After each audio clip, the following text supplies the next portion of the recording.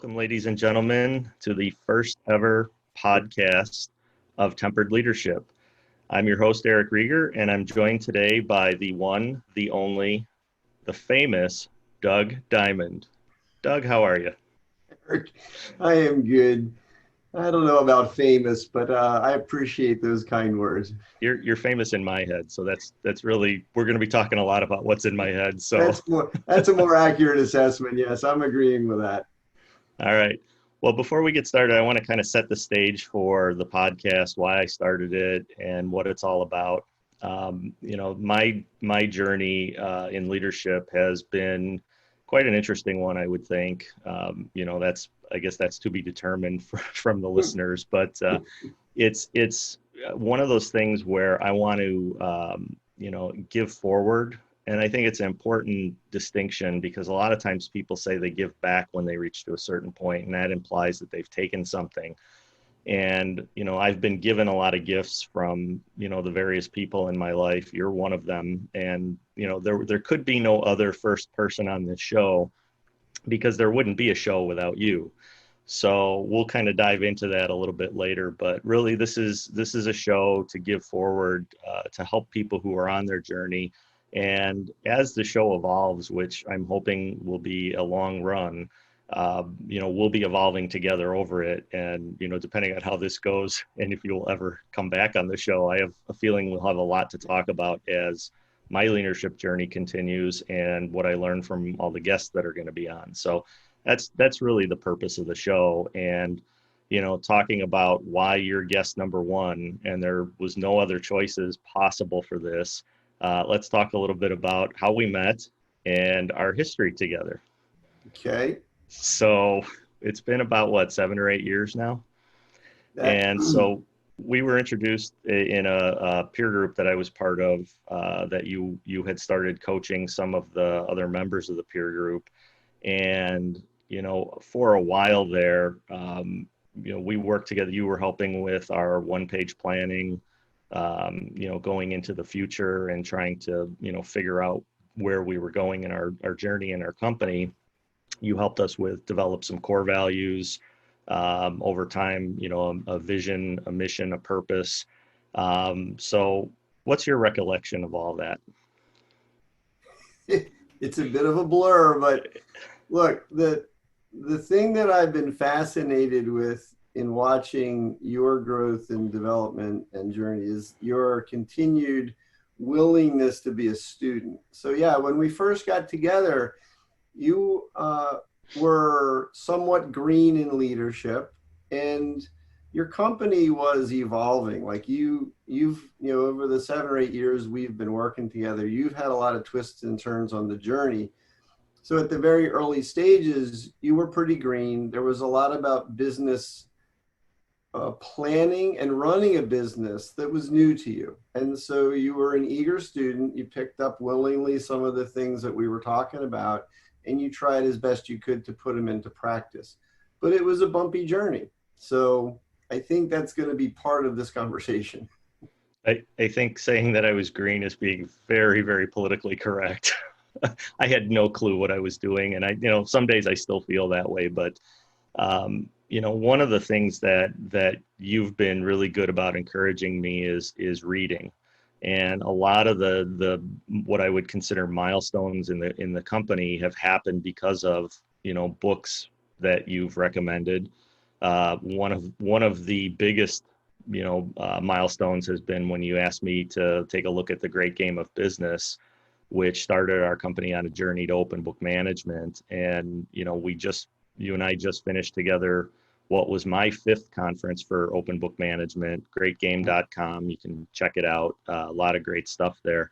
And this was the 4th consecutive year that I've had a speaking role, and you and I shared a session together on Friday talking about technology of all things. But yeah, I think that's that, the whole being able to grasp that I don't know everything. That was one of the things that I think was very confusing for me is, as you're trying to figure this out, my interpretation was I was supposed to know everything and people were looking to me for answers. And that's, as I've started learning more. That's completely the opposite. You definitely have to be vulnerable and say you when you don't know. And one of the whole things is to hire smart people, give them a mission, a purpose, and kind of get out of their way. What have you seen? Like actually, tell me a little bit about how you got into coaching in the first place. Like, what was it that drove you to this point to deal with people like me?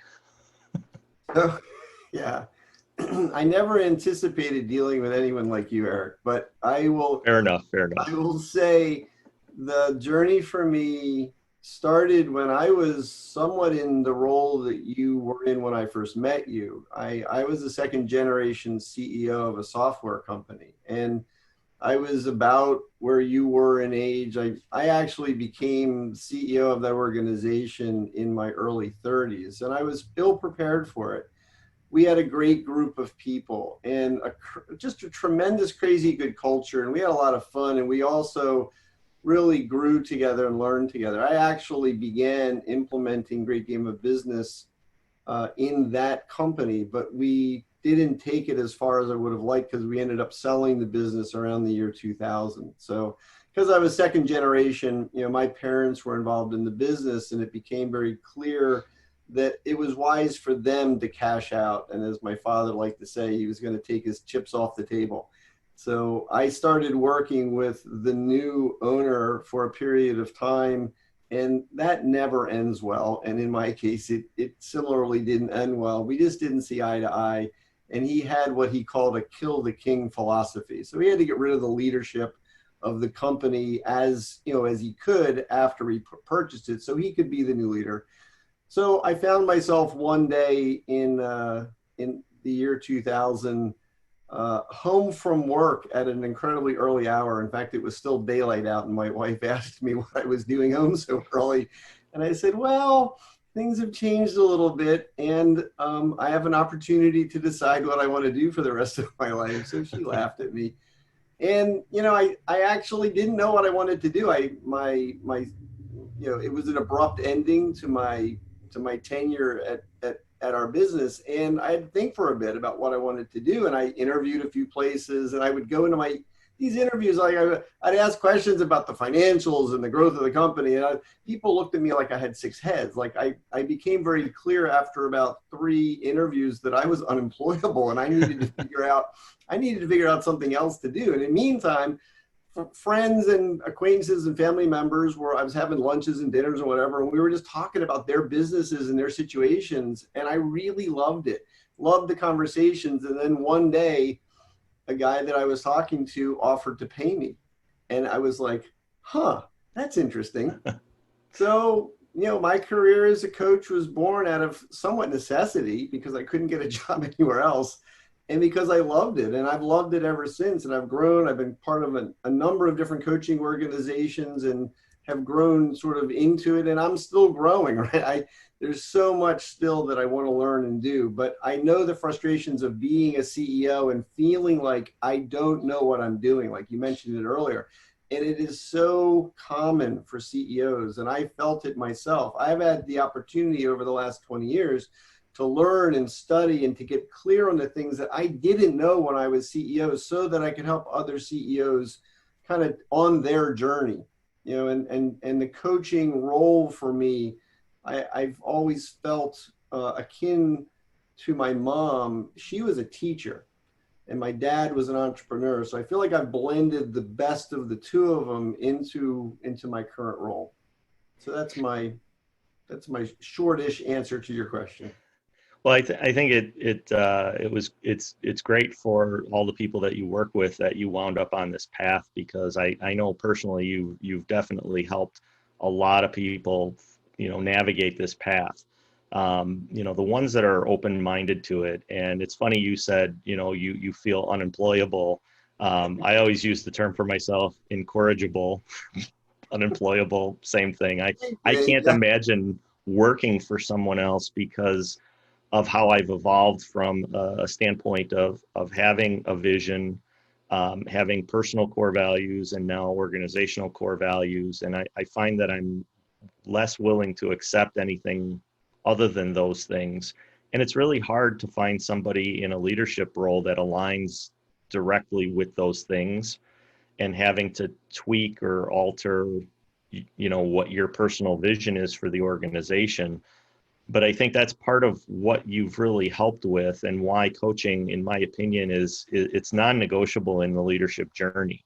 Is I found that, through this work we're doing, the purpose of a leader is to develop more leaders.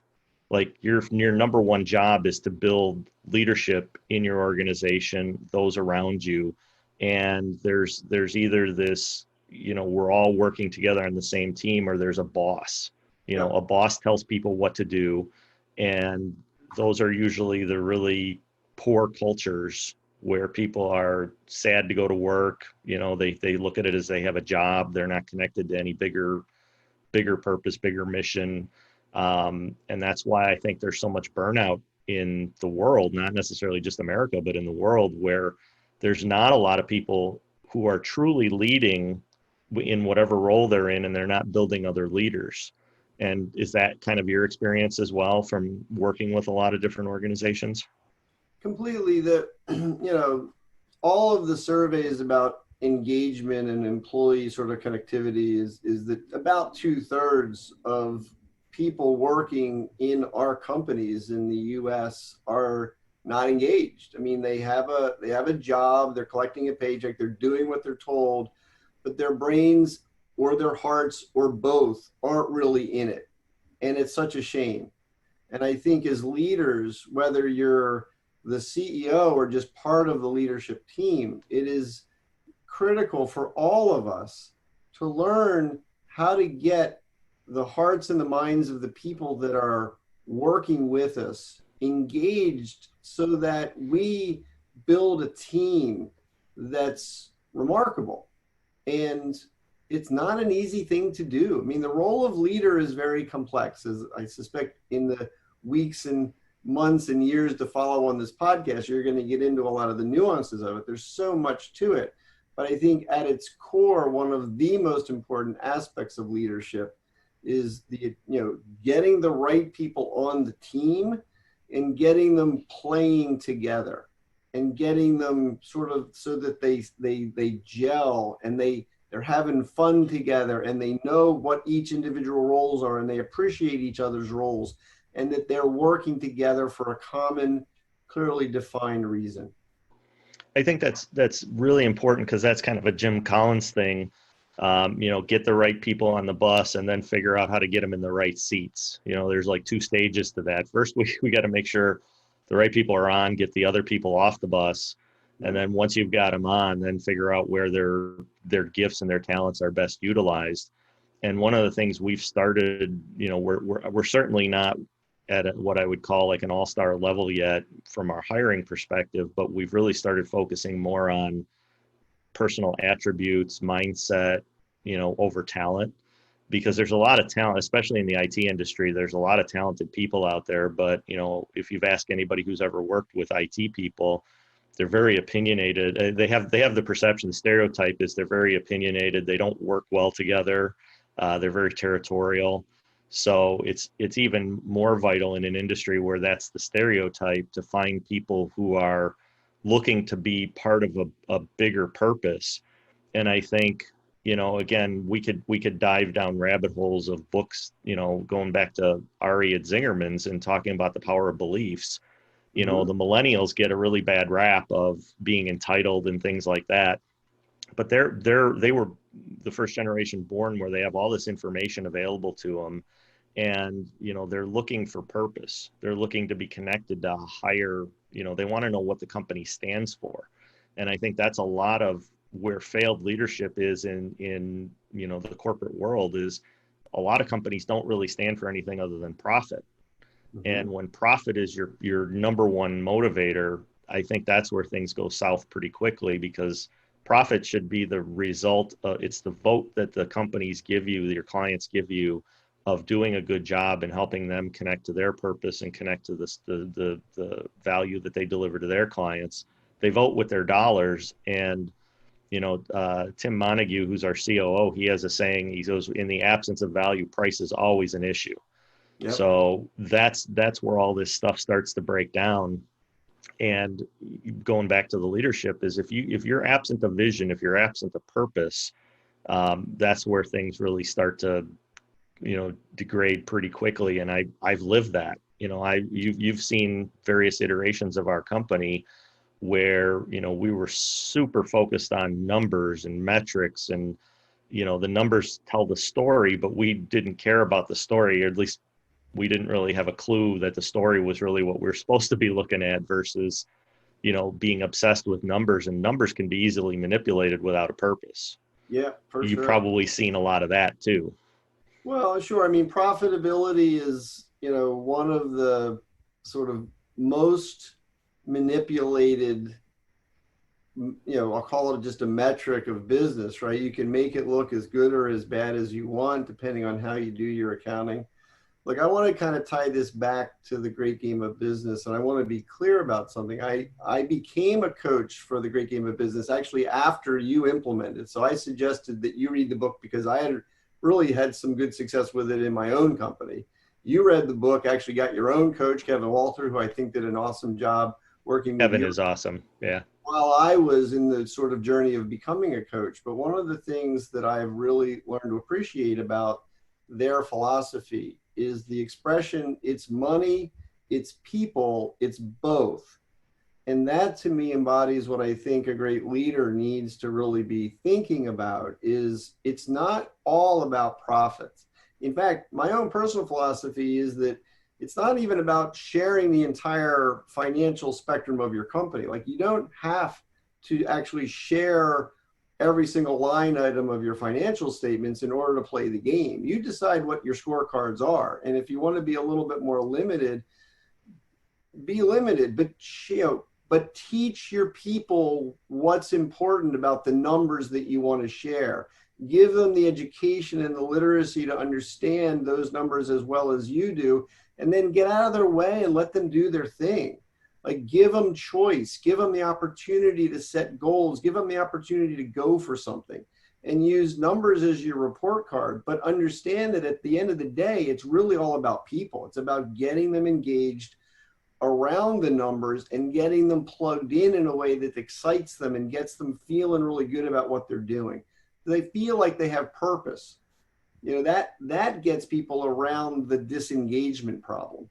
When they feel like they're being listened to and their opinions count, and they can actually make decisions that'll have an impact on the company in a good way. That's what it's all about. I agree 100%. And, that goes back to having that purpose. And you have to have cash. Cash is the oxygen for the business to keep the Sure. mission going. So there's no denying that. And I've gotten into some pretty heated debates with other leaders, quote unquote, that they say that they have it the other way around, that you have to have the profit, then you can focus on the people. And it's you've got it backwards. If you give them a vision, if you give them a purpose, teach them, the education part is huge. Like, again, that's building other leaders. Mhm. And then get out of their way, like you said. As long as you have the systems in place and you check on that the profit will come. And we've seen that's happened in our organization. You look now where we're at this year versus 5 years ago, it's 180 degrees difference.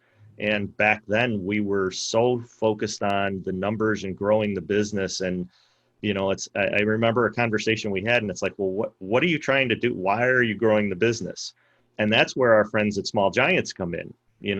Again, we really started focusing on being a great company versus growing, adding clients on for the sake of adding clients. Like, why would you bring somebody in who doesn't believe what you believe, either whether they're an employee or a client? Mhm. That's chasing money for the sake of money, and that never ends well. I don't care who you are. I mean, and you might have a couple $1 million in the bank and driving a Bentley or whatever your favorite vehicle of choice is. I'll Right. guarantee you're probably not happy. And there's a big connection to purpose and happiness, and then the money comes, and there's only so much you can do with money.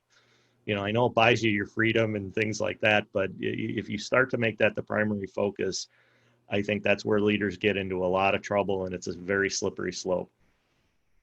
There is an interesting self-study around individual motivation. Why do we do what we do? Is it to make ourselves wealthy, or is it to help others? And I think if your primary driver is to make yourself wealthy, you can do it. You'll do it perhaps at the expense of others. And if your primary motivation is to help others, you're focusing on the value that you provide. My premise is that you'll end up further ahead than the person who's focused solely on wealth creation by itself. Like, And you'll probably be a lot happier too. and yeah, that would be my premise. I'm sure there have been many people who have focused on their own development of wealth and have lived contented lives, right? But I know just a number. I've been blessed to learn and get to know about a number of people that I would call true level 5 leaders, as you know, mentioning that Jim Collins terminology, who really are selfless and really focused on helping others. And they feel to me like they're living a purpose, and they're at an elevated level. And I think that's the sort of the path to emulate. I agree. Let's talk a little bit about the pandemic and what you've noticed, happening during the pandemic in terms of what you've seen working from a leadership standpoint, and maybe what needs a little bit of improvement. And this is based on, you don't have to name any names or go into any companies or anything like that, but you work with a lot of different companies in different industries. So what's one of the common things you've seen, that has helped leaders be successful? And then what are some of the things that you've seen that have kind of derailed the train, so to speak?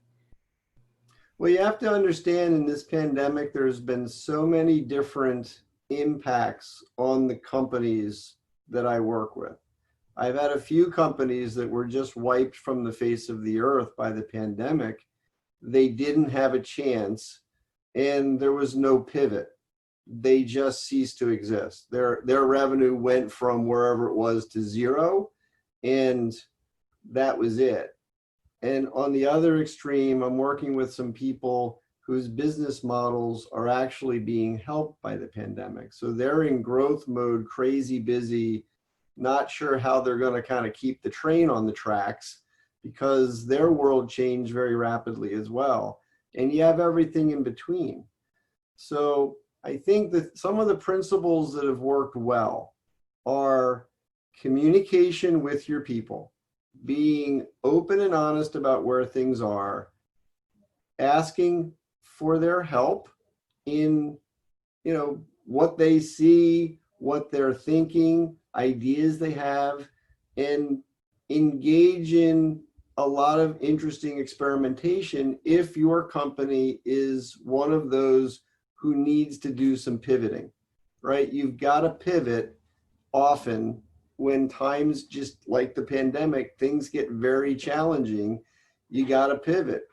It's better to involve the minds of many people on your team and get them all thinking about how we could do things differently, and work together to find a common course of action, to do what Jim Collins calls firing bullets before cannonballs. So experiment with little tiny iterations of ideas before investing in enormous resources or going all in on an idea. So I've seen all of those things being used well. And I've seen a couple of companies that haven't pivoted well, that haven't actually found an ability to take new ideas and actually get them into practice very well. So I've seen both. And I think so you're giving me a perfect segue into our final topic. But the thing that I noticed early on was that, we took a communication position. We were over communicating with both the employees and the clients of our organization. And it helped quite a bit. I mean, there were several of our clients that said, hey, you're really taking a thought leadership position. And, for me, it was just like, I was going out and educating myself, again, feeling inadequate in the role. of, here's this global pandemic that's been hit. I'm certainly not a doctor. I have a background in healthcare, but from a technology perspective. So that does no good when you're dealing with an infectious disease. Right. So seek out those experts. And so rather than watching TV and listening to what the news was saying, or politicians or anything like that, I started reaching out to my network of ICU nurses and doctors. What are you seeing? What's happening? And then taking that information and distilling it back to both the clients and the employees with a series of, here's what we're going to do. Because what you want to do is your job as a leader is, when there's rough waters, you have to calm everybody down and give them a path to safety. And that's a huge challenge when you feel inadequate and you feel like, okay, well, where's my safety net? Like who's protecting me? And like, oh my God, all these people, when you add it up between the employees we have and the clients, I mean, there's several thousand lives that depend on us each day to make good choices. And so, going to our final topic on the importance of self-care for leaders, had I not gone down the journey that I took with, at your urging a couple of years ago, and started really paying more attention to my own health, both physical and mental, I would not have been in a position to deal with this crisis. And I literally think it could have killed our company. Had I been in the state I was a couple of years ago, I probably would have just freaked out and shut down or gotten very angry, or, I would not have been able to lead through the crisis. Not saying that I did, again, an all-star level job, but I mean, we grew, we've hired 4 people during the pandemic. So, I mean, we're doing okay. And our employee satisfaction scores have never been higher. Customer engagement is at an all-time high. So, I mean, we did what we needed to do. And talk a little bit about self-care. I know there's a book that you sent me as part of our journey together that you believe is vital reading for any leader. So why don't you talk a little bit about that? Yeah. So the journey of a leader, whether CEO or just leadership team member, is a challenging one. We talked about many facets of leadership, and one of the facets is to be positive and constructive and forward thinking, and if possible, a visionary about where we're going and getting people excited. And in a pandemic, when you've just had your feet knocked out from under you and you feel like you're getting knocked down constantly, it's hard to be that sort of force of positive energy in the company. It's exhausting for many. And that's a great challenge that we have to recognize. It's like I say of leaders, like, you don't want to be the private in an army where you see the general back in the tent crying, right? That's just like, you don't want to be that private, because you know that bad things are coming. So the general's got to be out there, positive, reinforcing the message that we're going to win. But privately inside, they can be depleted, and it's easy to burn out, and it's easy to lose our way on the inside. A coach that I've been with sort of Kevin Lawrence.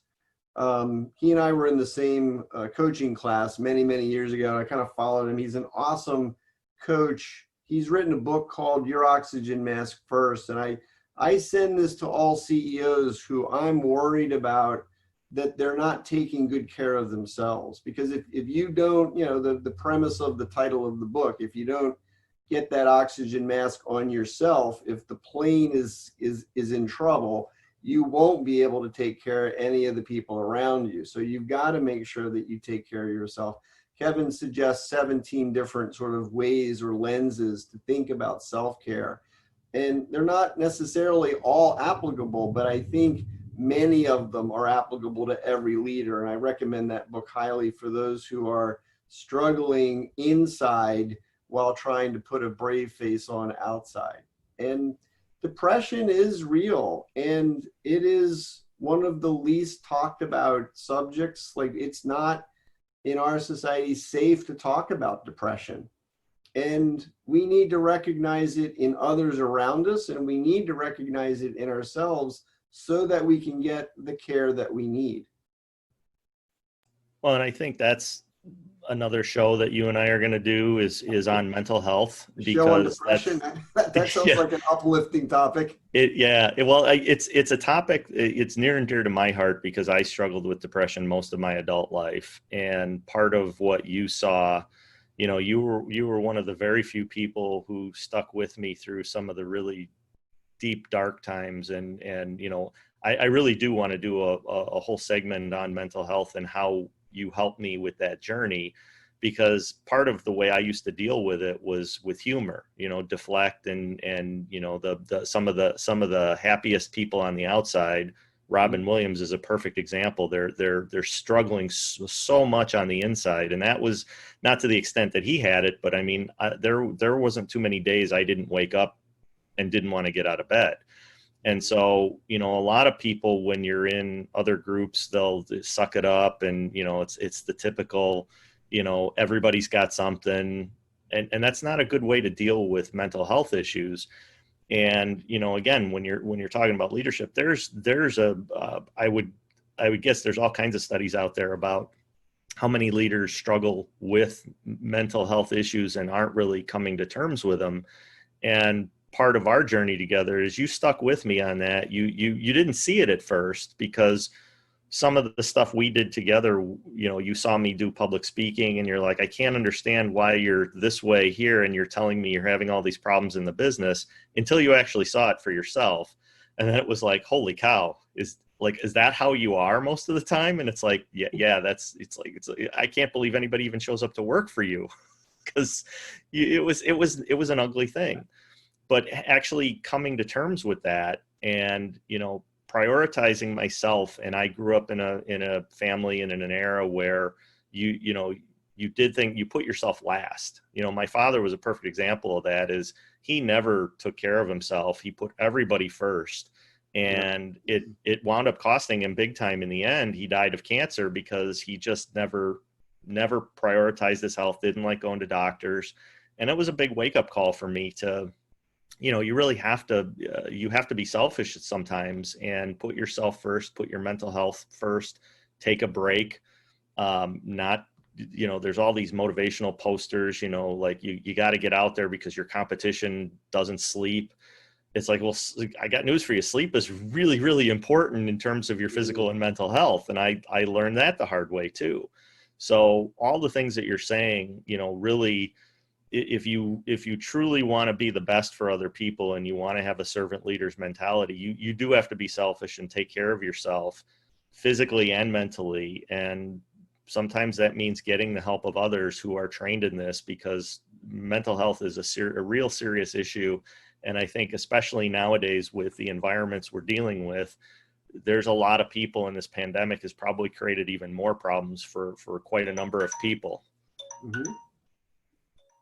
Yeah, I mean, the signs that you're in trouble can be, there are many. Like, it may be that you feel like you can't get out of bed in the morning. It may be that you feel like you can't go to bed. It may be that you start doing some addictive behaviors, and it can start, in a little bit at a time, and then it gradually grows. And at some point, somebody around you, or hopefully yourself, has the courage to shine a mirror at you and say, something doesn't look right here. You are not who you are. And I like to think of all of us as sort of being, we're an accumulation of many different personalities and faces. We have a best self and we have a worst self. And we have every self in between those two extremes. But if we find ourselves over in that worst self mode or close to it often, where we're angry or tired or irritable, like there's so many adjectives, right? But we are not who we want to be. If we find ourselves there a lot, reach out for help. It's a sign that something isn't right. And whether you're severely burned out or just slightly burned out, get a professional to help. Just talk to somebody who knows what they're doing and assess where things really are for you. 100%. I mean, it's we'll get into that in another episode of my journey through that and how I finally, woke up and got some help from a professional, and it's made all the difference in the world. I mean, just a year and a half ago, things were quite different, and we wouldn't be having this same conversation. But I that's part of the giving forward here is there's a lot of people probably in that position right now, and the pandemic hasn't helped it. So I'm looking forward to sitting down with you and kind of diving deeper into that topic and how we can, encourage people to, like you did with me. I said, you're a master at the skill of hugs and hammers. There's a certain time when you need to hit somebody with a hammer, and then there's a certain time to back off and give them a hug. And you knew how to push and pull and say the right things at the right time, because I was pretty volatile. I mean, there were some things going on that, most people couldn't even talk to me, but yet you figured out how to navigate that. And that's a skill not too many people have. So, we'll dive into how you mastered that of dealing with all these different personalities and CEOs and leaders, and when to bring the hammer out and when to, well, now it's social distance hugging, but well, yeah, in the back in the pandemic, day, yeah. I'm not sure I like hugs and hammers. I mean, hugs are great. Hammers, that's not who I am. But I do like to think about like kind of the carrot and the stick a little bit. I mean, it's encouragement, and sometimes it's accountability, and yeah. that's really what it's about. And knowing kind of when to do each. It's a guessing game a little bit, but you were a good student, right? So even in your worst self moments, you were still curious enough about what was going on that you were willing to listen, and that's the key. Well, I got Rob Dube coming up on a future podcast, and him and I have very similar upbringings. We started as high school entrepreneurs, and we both had these epiphanies in life where we realized we weren't the people we needed to be. Fortunately for him, it happened way earlier in his life than it did for me, but that's something I want to dive into on a future show as well. And we can tie it back into the mental health part, because it's a lot of the guests that I'm going to have on have very similar, pathways. They're just at different parts of the journey. And I think for the listeners hearing some of these stories, I'm hoping that even if one person listening, this is the aha moment, like, I'm not who I need to be. I need to get help, whether it's, through a book or through a coach or through a therapist. Mm-hmm. That's really the goal here is to just encourage people to go out and seek the resources they need to take that next step to be a better leader. Yep.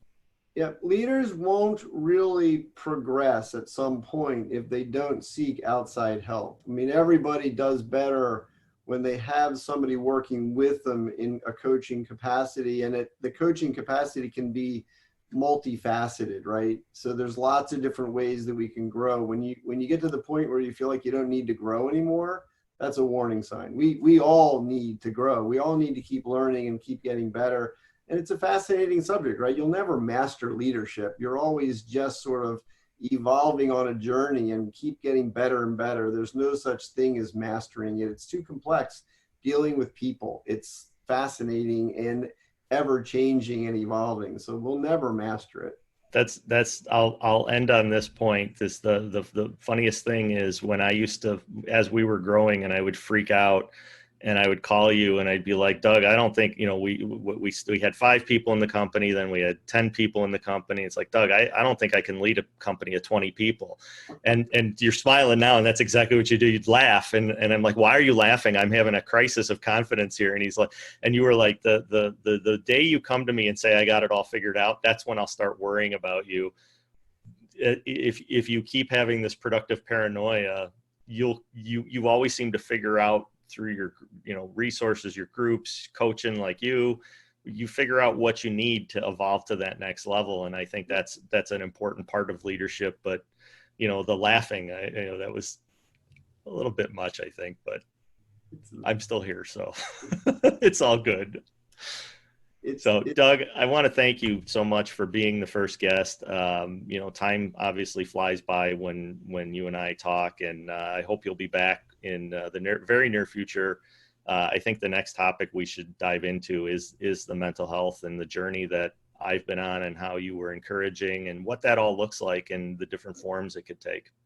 Sure. Yeah. I really enjoy my time with you, Eric.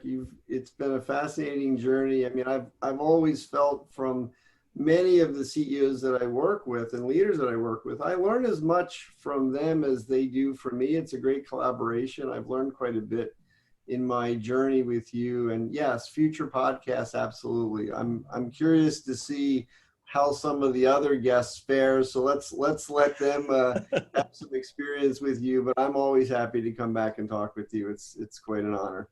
All right, that's Doug Diamond, ladies and gentlemen. Biz Improvement, or is it Improvements? No, Biz Impro- singular. BizImprovement.com. BizImprovement.com.